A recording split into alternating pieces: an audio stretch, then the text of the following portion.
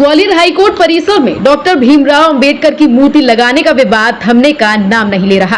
पिछले दिनों एक पक्ष ने हाईकोर्ट परिसर में लठ रख दिए थे, इससे मामला गर्मा गया था और अब मूर्ति लगाने के समर्थकों ने कुछ वकीलों की लठ रखे जाने पर पलटवार किया है। गांधीवादी संगम के नेता विष्णुकांत शर्मा और उनके साथियों ने कहा कि जो मूर्ति लगाने का विरोध कर रहे हैं और अदालत में लठ ले जाकर रख दिए हैं, उन्हें हम गांधीवादी तरीके से जवाब देंगे और मूर्ति लगाने के लिए समर्थन जुटाएंगे। जो वकील लठ से हमें डराना चाहते हैं, वे भूल गए हैं कि इसी संविधान के बल पर वे वकील बने हैं।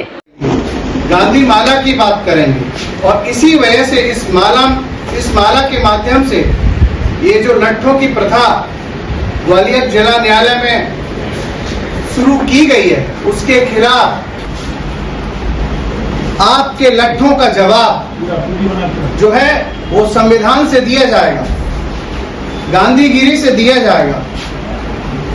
ये जो लठ की प्रथा चालू ग्वालियर जिला न्यायालय में की गई है, ये इतिहास में पहली घटना है भारत देश की कि किसी जिला न्यायालय में खुलेआम लठ लगाए गए हैं। ये बहुत शर्मनाक घटना है और पूरे देश में ही नहीं इसकी चर्चा हो रही है। इस तरह से कुछ आरएसएस और भाजपा की मानसिकता वाले लोग जो है ग्वालियर न्यायालय में खुलेआम लठ लगाएंगे। और मैं इस बात को क्यों कह रहा हूं कि यदि आरएसएस और भाजपा की मानसिकता वाले लोग नहीं होते, आरएसएस और भाजपा का इसमें हाथ नहीं होता, तो इन भेदभाव कर नफरत करने वाले लोगों की इतनी हिम्मत नहीं होती कि हमारे देश के लोगों के साथ भेदभाव करते, नफरत करते।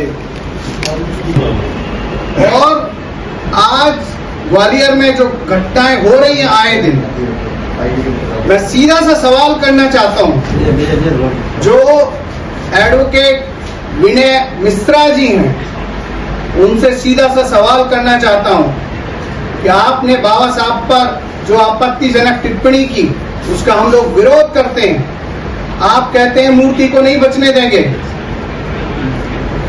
अनिल जो मिश्रा एडवोकेट हैं, इतने पढ़े लिखे होने के बाद भी इस तरह की अगर बातें कर रहे हैं और कह रहे हैं पूरे देश में हम बाबा साहब की मूर्ति नहीं लगने देंगे। अरे आपकी हिम्मत कैसे हुई? सारे देश के लोग बाबा साहब को चाहते हैं, पूरा देश चाहता है। और हमारे किसी भी महापुरुष के बारे में यदि कोई इस तरह की आपत्तिजनक टिप्पणी करेगा तो हम उसका निश्चित रूप से गांधीवादी तरीके से विरोध करेंगे।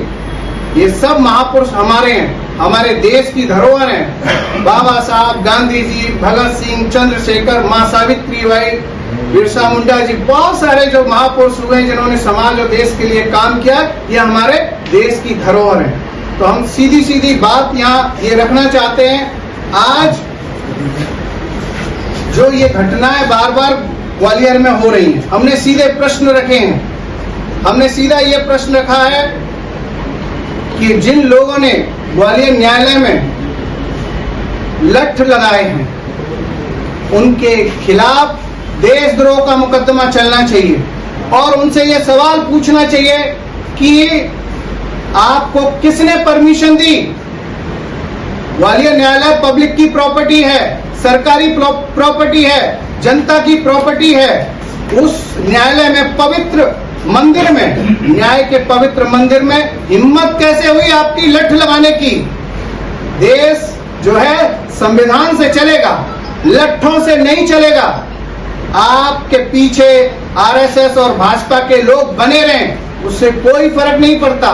आज ये ग्वालियर में जो विवाद खड़ा हुआ है, इसमें सीधी सी बात है कि ये सारा विवाद भाजपा और आरएसएस की वजह से खड़ा हुआ है। नहीं तो ये विवाद, इतनी हिम्मत नहीं होती कि बाबा साहब पर कोई अश्लील अभद्र टिप्पणी कर पाता। किसी की हिम्मत नहीं होती कि ग्वालियर जिला न्यायालय में पवित्र मंदिर में कोई लठ लगा सकता था। आज हम पूछना चाहते हैं, जो भेदभाव की मानसिकता रखने वाले जो वकील हैं, आज वो बताएं कि आपने जो लठ लगाए हैं वो किसकी परमिशन से लगाए हैं। आपके पास बिल्डिंग कमेटी की परमिशन है क्या? आप बताइए।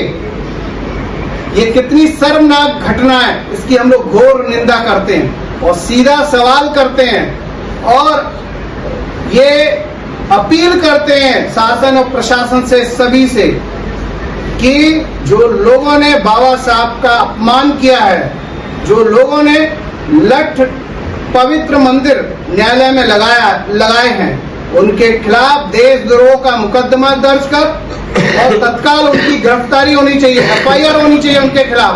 पूरा देश देख रहा है इस घटना को।